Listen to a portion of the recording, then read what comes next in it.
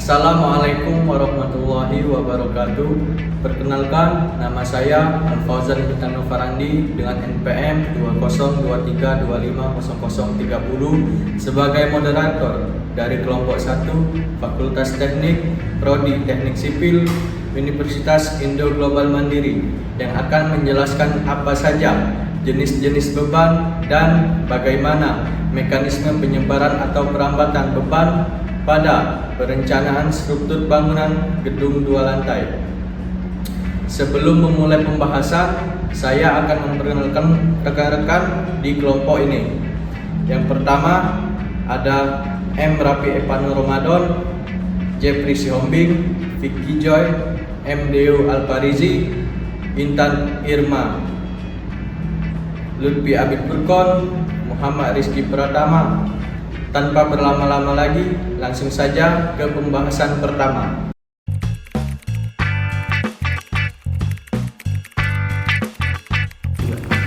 Baik, saya Intan Irma Husnul Khotimah dengan NPM 2023250034 yang akan menjelaskan apa sih itu struktur bangunan.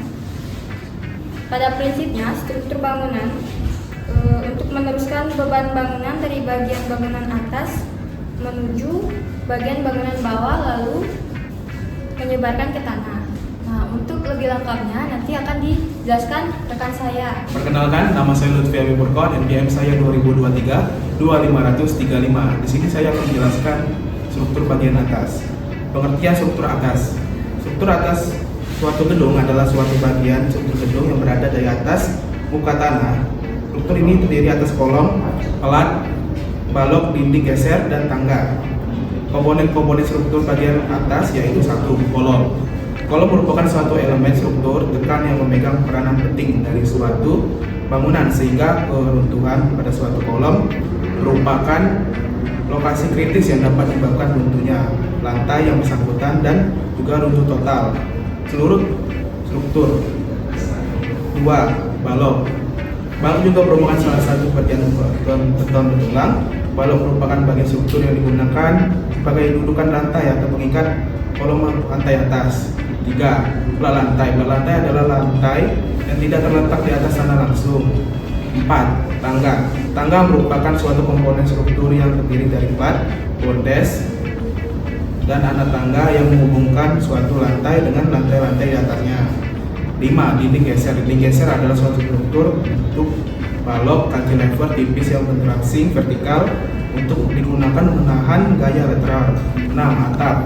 Atap adalah bagian atas dari suatu bangunan yang melindungi gedung dan penghuninya secara fisik maupun metafisik. Rangka atap berfungsi sebagai menahan beban dari penutup. Penopang rangka atap adalah balok kayu atau baja yang disusun membentuk segitiga disebut dengan istilah buda-buda. Sekian. Saya Vicky Joy Permana, NPM saya 2023-250028. Saya akan menjelaskan struktur bawah bangunan terbagi 3 bagian. 1. Fondasi. Fondasi merupakan sebagian struktur dari bangunan yang sangat penting karena fungsinya adalah menopang bangunan di atasnya. Maka proses pembangunan harus memenuhi persyaratan utama sebagai berikut. 1. Cukup kuat menahan muatan geser akibat muatan tegak ke bawah. 2. Dapat menyesuaikan pergerakan tanah yang tidak stabil. 3. Tanah terhadap pengaruh perubahan cuaca. 4. Tahap terhadap pengaruh bahan kimia. 2.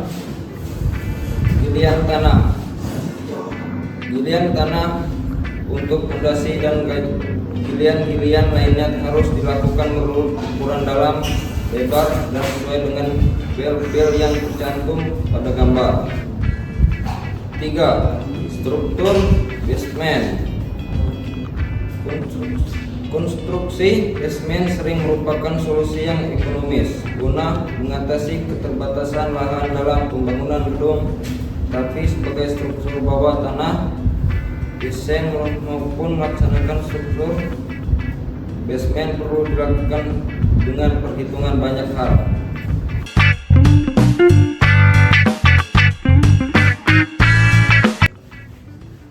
Saya Jeffrey Sihombing dengan NPM Di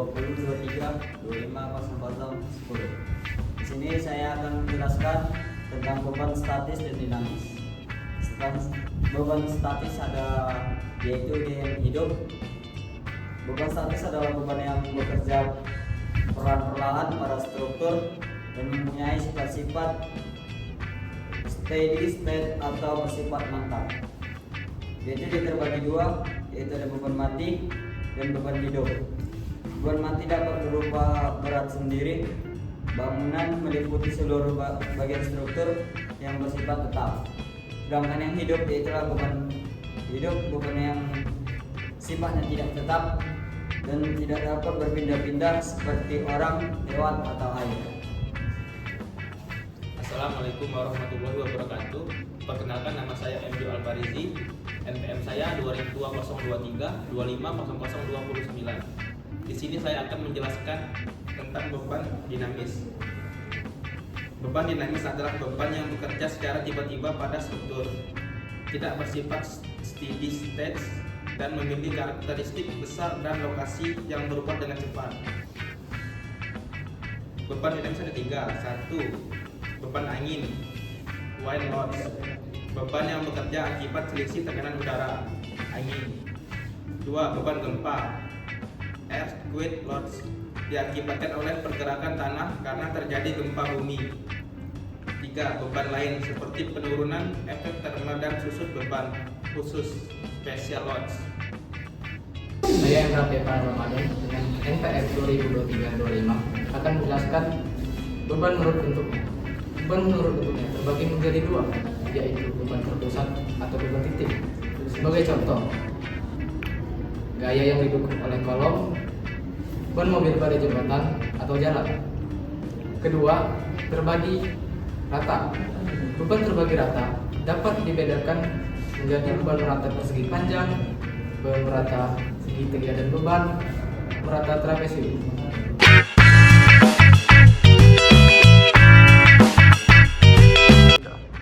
Bagian akhir perencanaan struktur gedung dimulai dari studi literatur yang menjadi pengumpulan data yang terdiri dari tiga, yaitu data gambar, data tanah, dan data material.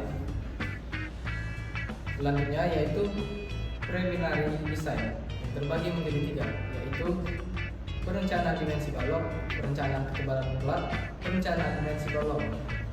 Selanjutnya parameter beban gempa wilayah menjadi pembebanan yang terbagi menjadi tiga, yaitu beban mati, beban hidup, dan beban gempa.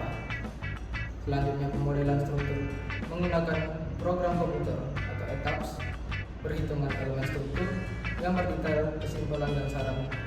Selesai.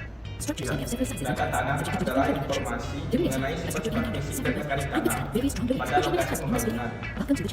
Data tanah sangat penting dalam perencanaan struktur bangunan karena dapat mempengaruhi kekuatan dan stabilitas struktur bangunan.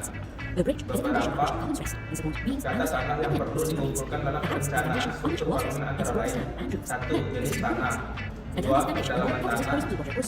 Kandungan air tanah, 4. Kekuatan tanah.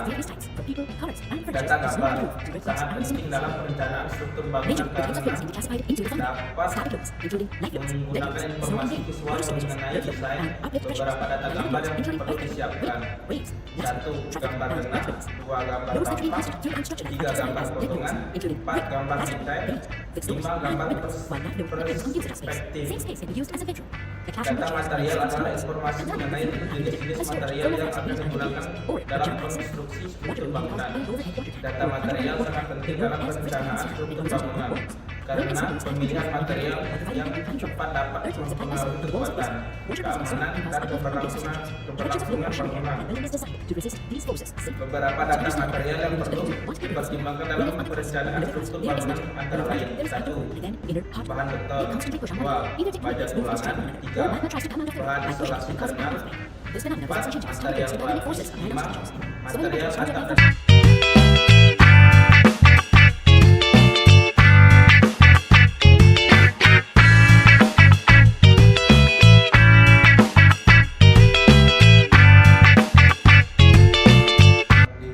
Kesimpulannya, berdasarkan dari analisis struktur dan berdasarkan perencanaan struktur gedung sekolah 2 lantai. Pendoman pada SNI 1727 tahun 2013, SNI 2847 tahun 2013, dan SNI 1726 tahun 2019. Sistem struktur menerapkan sistem rangka pemikul momen khusus SRPMK yang mana diperuntukkan untuk sebagai tempat kegiatan. Mungkin itu saja pembahasan dari kami tentang jenis-jenis pembebanan dan mekanisme penyebaran atau perambatan beban pada suatu struktur. Akhir kata, kami pamit undur diri. Assalamualaikum warahmatullahi wabarakatuh. Waalaikumsalam warahmatullahi wabarakatuh.